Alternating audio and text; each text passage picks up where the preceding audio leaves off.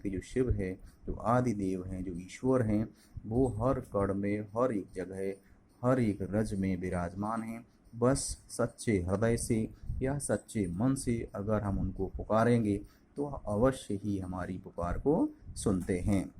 अगली लाइन है, भेद न कर क्या हिंदू क्या मुसलमान। भेद न कर, भेद मीन्स अंतर, न मीन्स नहीं, कर मीन्स करना, क्या मीन्स क्यों।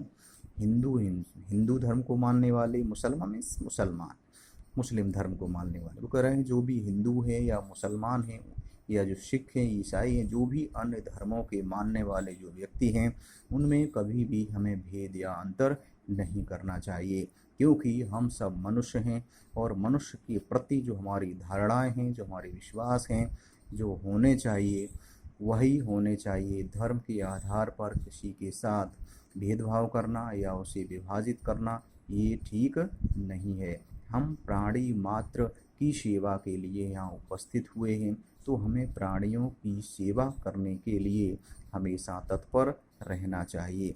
मनुष्यता, जो मानवता है, वह सबसे बड़ा धर्म है। इससे बड़ा कोई धर्म नहीं हो सकता।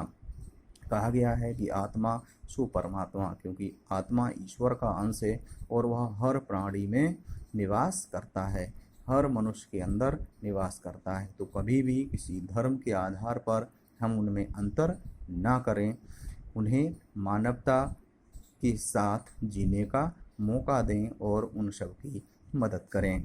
अगली लाइन है, ज्ञानी है तो स्वयं को जान। ज्ञानी मीन्स जानकार, जानने वाला। अगर आप चीज़ों को जानने वाले हैं, समझने वाले हैं, तो स्वयं, स्वयं मीन्स अपने को जान मीन्स जानना। कि सबसे पहले यह है कि हमें स्वयं को जानना चाहिए। दूसरे के गुण दोष देखने के पहले हमें अपने अंदर झांकना चाहिए, अपने आप को जानना चाहिए कि हमारे द्वारा जो कार्य संपादित किए जा रहे हैं वह कितने अच्छे हैं, कितने ठीक हैं। क्या उन कार्यों से किसी का अहित होता है?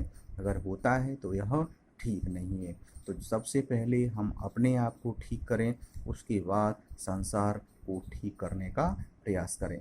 लेकिन ऐसा बहुत ही कम देखने को मिलता है। लोग सबसे पहले जो बाहरी व्यक्ति हैं उन पर दबाव डालते हैं, उन्हें ठीक करने का प्रयास करते हैं, लेकिन अपने अंदर कभी झांकने का प्रयास नहीं करते। जब हम स्वयं बदल जाएंगे तो बाकी की जो चीज़ें हैं या दुनिया की जो चीज़ें हैं उनमें भी बदलने में ज़्यादा समय नहीं लगेगा। लेकिन स्वयं अगर नहीं बदल पाए तो दुनिया को बदलना एक स्वप्न की तरह होगा और शायद वो कभी पूरा नहीं हो सकता। अगली लाइन है, वही है साहिब से पहचान। वही मीन्स वही है, मीन्स है, साहिब मीन्स ईश्वर, पहचान मीन्स उनको जान लेना।